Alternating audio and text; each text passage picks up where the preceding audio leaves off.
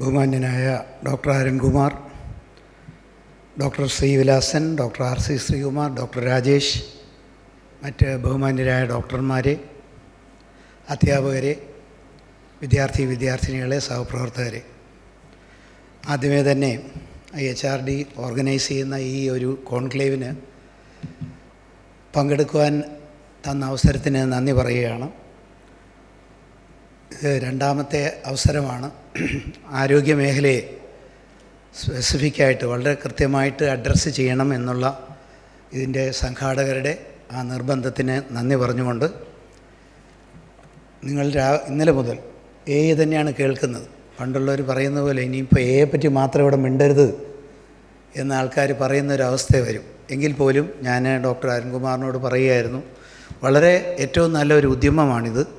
കാരണം എന്തിനും എല്ലാത്തിനും എന്ന് പറഞ്ഞപ്പോൾ മുന്നോട്ട് പോവുകയും നമ്മൾ ഇഷ്ടപ്പെട്ടാലും ഇല്ലെങ്കിലും ആരോഗ്യമേഖലയിൽ അനേക കടന്നുകയറ്റം വരുത്തി കഴിഞ്ഞു എന്നിരിക്കെ നമ്മളത് അറിയാതിരിക്കുന്നത് ശരിയല്ല.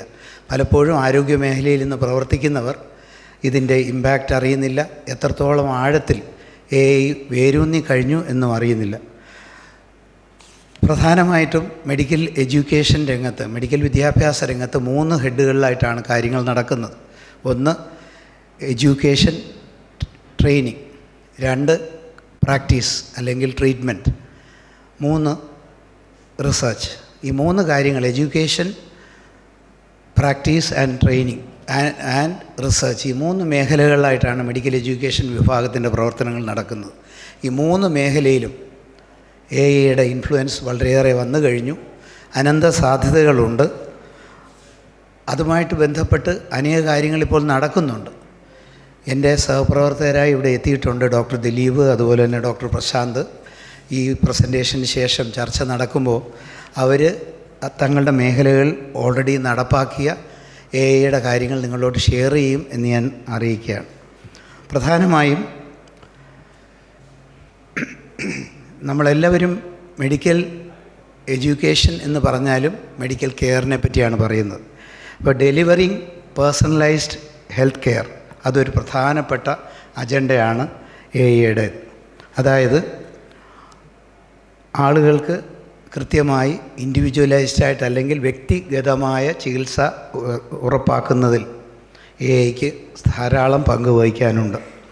കാരണം ഒരു വ്യക്തിയുടെ ജനറ്റിക് ഇൻഫർമേഷൻ, അയാളുടെ ജനിതക ഒരു സാധ്യതകൾ മനസ്സിലാക്കിക്കൊണ്ട് അയാൾക്ക് ആവശ്യമുള്ള ട്രീറ്റ്മെൻറ്റ് കൊടുക്കുവാൻ,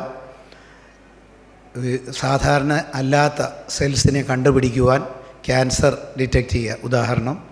അതോടൊപ്പം തന്നെ ക്യാൻസറിൻ്റെ ഗതിവിഗതികൾ നിർണ്ണയിക്കുക, ചികിത്സ മാത്രമല്ല നിർണ്ണയിക്കുക, ഒരാൾക്ക് ക്യാൻസർ വരാനുള്ള സാധ്യത അളക്കുക, അവിടെ പ്രിവെൻഷൻ വരും.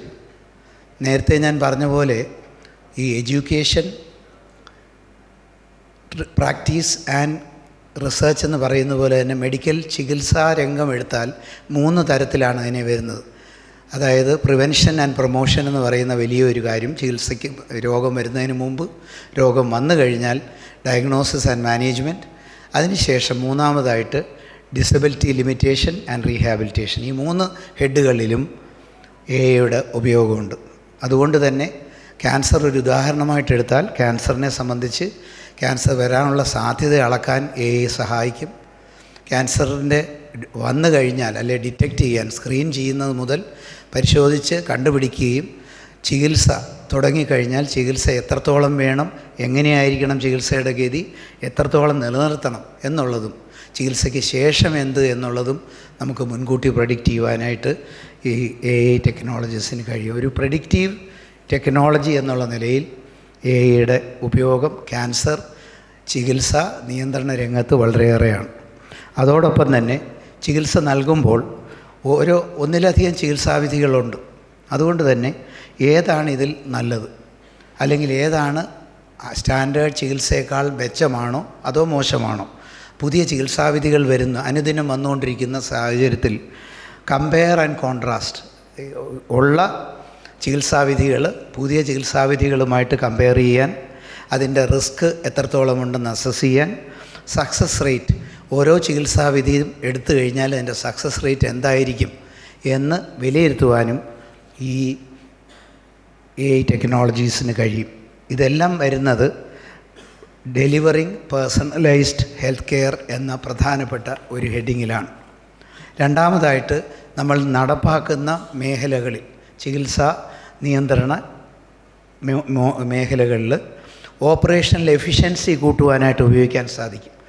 Increasing the operational efficiency of the existing systems of treatment and prevention. അതിൽ ഏറ്റവും പ്രധാനമായിട്ട് ഉപയോഗിക്കാവുന്ന ഒരു മേഖല, എല്ലാ മേഖലകളിലും ഇത് ഉപയോഗിക്കുന്നുണ്ട്. ഗൈനക്കോളജി വിഭാഗത്തിൽ ഇതുമായിട്ട് ബന്ധപ്പെട്ട് ഉപയോഗിക്കുന്നതിൻ്റെ ഒരു കാര്യമാണ് ഇവിടെ. അത് നടപ്പാക്കുന്നതിൻ്റെ പ്രോജക്റ്റ് നടപ്പാക്കുന്ന ഡോക്ടർ പ്രശാന്ത് ഇവിടെ അവതരിപ്പിക്കും. അതുപോലെ തന്നെ ഇൻ്റർവെൻഷണൽ ന്യൂറോളജിയിൽ ഇതിൻ്റെ ഉപയോഗം ഡോക്ടർ ദിലീപിന് പറയാൻ സാധിക്കും. പ്രധാനമായും AI ട്രയാഡ് സിസ്റ്റംസ്. നമ്മളൊരു രോഗി എമർജൻസി ആയിട്ട് ഒരു ആൾക്കൊരു അസുഖം വന്നാൽ നമ്മൾ എമർജൻസി മെഡിസിൻ വിഭാഗത്തിൽ ചെല്ലുമ്പോൾ ഒന്നാമത് അവിടെ നടക്കുന്ന പ്രക്രിയ ട്രയാജിങ് എന്ന് പറയുന്നതാണ്. അതായത് തീവ്രത അനുസരിച്ചുകൊണ്ട് 3-4 കാറ്റഗറികളായിട്ട് തിരിക്കുകയും ഏറ്റവും തീവ്രത കൂടിയ ആൾക്കാർ റെഡ് സോണിലേക്കും യെല്ലോ സോൺ, ഗ്രീൻ സോൺ എന്ന രീതിയിൽ തിരിച്ചുകൊണ്ട് തീവ്രതയുടെ അടിസ്ഥാനത്തിൽ എമർജൻസി കേസുകളെ കൈകാര്യം ചെയ്യുന്ന രീതി AIക്ക് ഉപയോഗിക്കാൻ സാധിക്കും.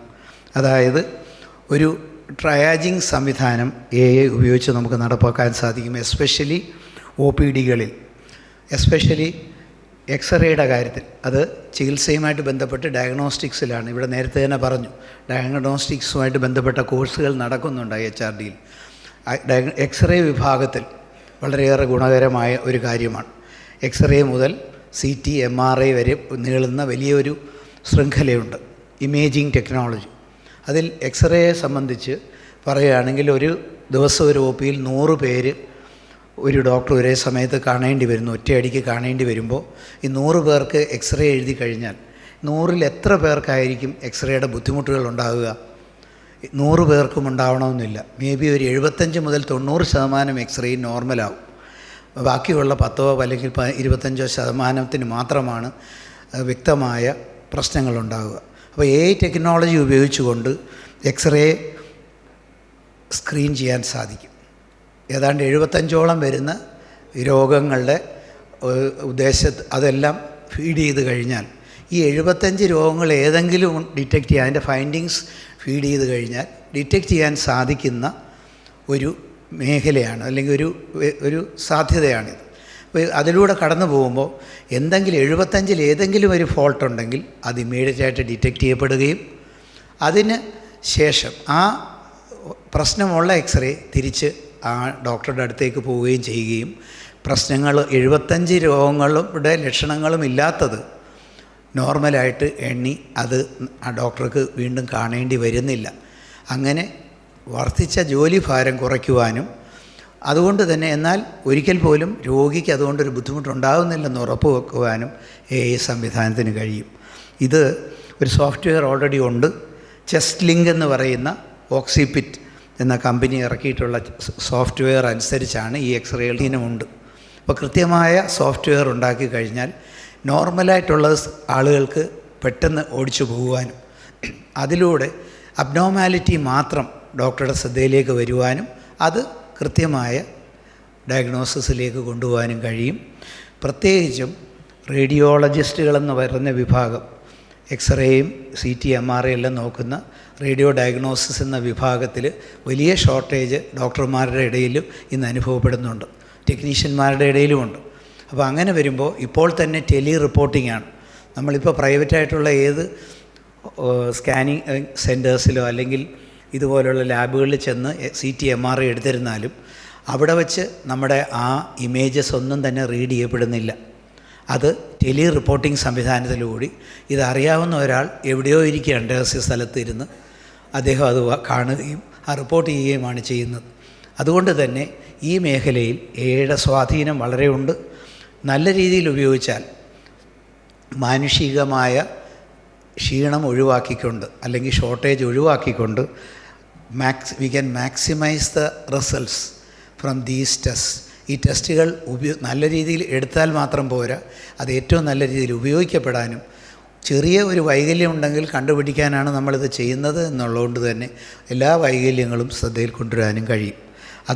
ഇത് ഒരു ചെറിയ ചെറിയ ഉദാഹരണങ്ങൾ മാത്രമേ ഞാൻ പറയുന്നുള്ളൂ. അനന്ത സാധ്യതയാണ്. ഇതുപോലെ തന്നെയാണ് കണ്ണുമായിട്ട് ബന്ധപ്പെട്ട ഒഫ്താൽമോളജിയിലും ഇതിൻ്റെ വലിയ ഉപയോഗമുണ്ട്. അതിൽ കണ്ണിൻ്റെ റെറ്റിനയിലുള്ള പടങ്ങൾ, ഒഫ്താൽമോസ്കോപ്പ് വഴി വരുന്ന പടങ്ങൾ, റെറ്റിനയുടെ പടങ്ങളെല്ലാം തന്നെ ഈ രീതിയിലുള്ള AI പ്രോഗ്രാം ഉപയോഗിച്ചുകൊണ്ട് നോർമലായിട്ടുള്ള എല്ലാ പടങ്ങളും മാറ്റുവാനും അബ്നോർമാലിറ്റീസ് ചെറിയ തോതിലാണെങ്കിൽ പോലും, അതായത് ഇതിൻ്റെ പല പഠനങ്ങളും കാണിക്കുന്നത് നമ്മൾ ഈ മെഷീൻ ഡിറ്റക്റ്റ് ചെയ്യുന്ന അബ്നോർമാലിറ്റിയും ആയിട്ട് ഡോക്ടർ, ഫിസിഷ്യൻ, ട്രെയിൻഡായിട്ടുള്ള ഒഫ്താൽമോളജിസ്റ്റോ റേഡിയോളജിസ്റ്റോ ഡിറ്റക്റ്റ് ചെയ്യുന്ന ആ ഡിഫോൾട്ട്സ് തമ്മിൽ കമ്പാരിസൺ നടത്തിയപ്പോൾ, നമ്മൾ താരതമ്യം ചെയ്തപ്പോൾ ശരിക്കും പറഞ്ഞാൽ AI സാങ്കേതികവിദ്യ ഉപയോഗിച്ച് കണ്ടുപിടിച്ച വൈകല്യങ്ങളാണ് കുറച്ചുകൂടെ കൃത്യതയുള്ളത് എന്ന് കണ്ടെത്താൻ കഴിഞ്ഞിട്ടുണ്ട് പല പഠനങ്ങളും.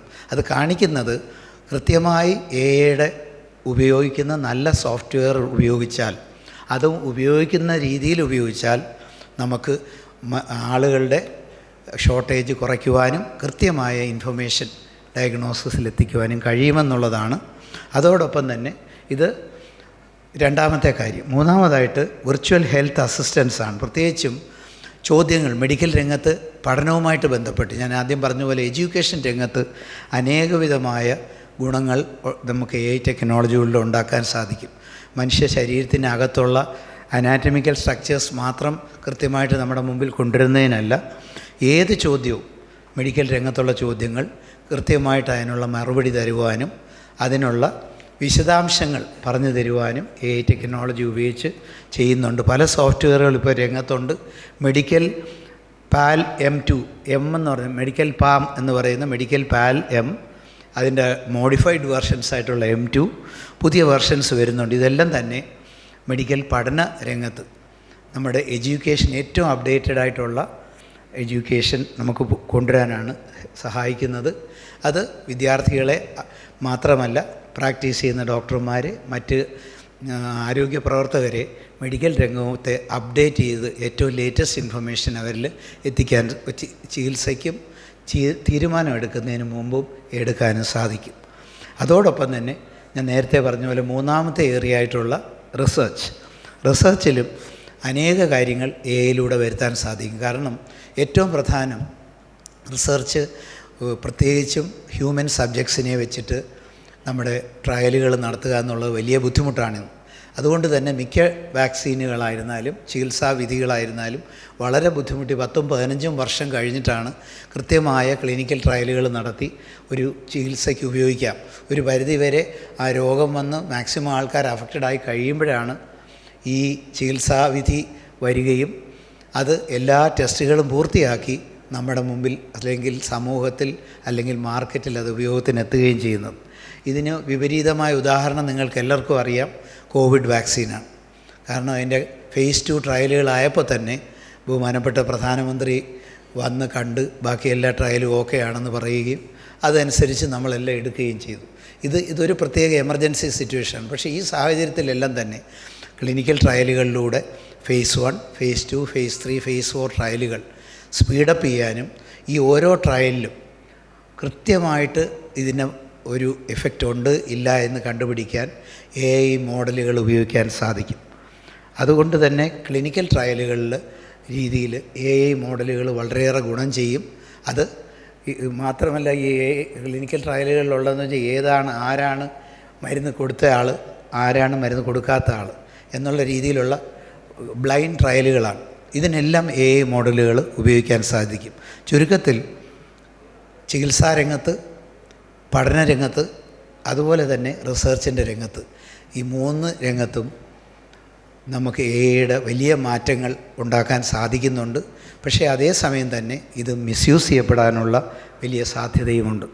കാരണം നമുക്ക് നേരത്തെ ഞാൻ പറഞ്ഞ പോലെ കൃത്യമായ ഉപയോഗത്തിലൂടെ, അല്ലെങ്കിൽ ഇവിടെ അത് രാജേഷ് സാർ സൂചിപ്പിക്കുകയുണ്ടായി, കൃത്യമായ റെഗുലേറ്ററി മെക്കാനിസവും റെസ്പോൺസിബിൾ എത്തിക്കൽ ഇടപെടലുകളും ഇല്ല എങ്കിൽ തീർച്ചയായിട്ടും ഇത് ദുരുപയോഗം ചെയ്യപ്പെടും.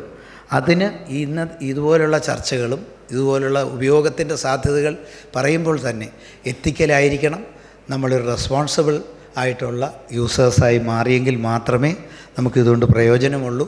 എല്ലാവരും എനിക്ക് തോന്നുന്നു ഒരു സെക്കൻഡ് സ്റ്റേജ് ഓഫ് സ്ലീപ്പിൽ ഇപ്പോൾ വന്നിട്ടുണ്ട്. മിക്കവാറും എല്ലാവരും ഉറക്കം എഴുതിക്കണം എന്നുള്ള അപേക്ഷയോടുകൂടി നമ്മുടെ ചർച്ചകൾ കൂടുതലായിട്ട് ഇനിയും നിങ്ങളെ ഉറക്കാതിരിക്കാനുള്ള ആൾക്കാർ സംസാരിക്കാനുണ്ട്.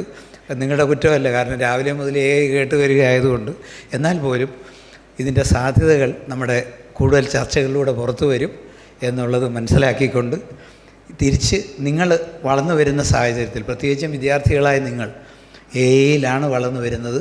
അതുകൊണ്ട് തന്നെ അനന്ത സാധ്യതകൾ നിങ്ങൾക്ക് ഉപയോഗിക്കാൻ സാധിക്കും. കൂടുതൽ ചർച്ചകൾ നമുക്ക് പിന്നീടാവാം. നന്ദി, നമസ്കാരം.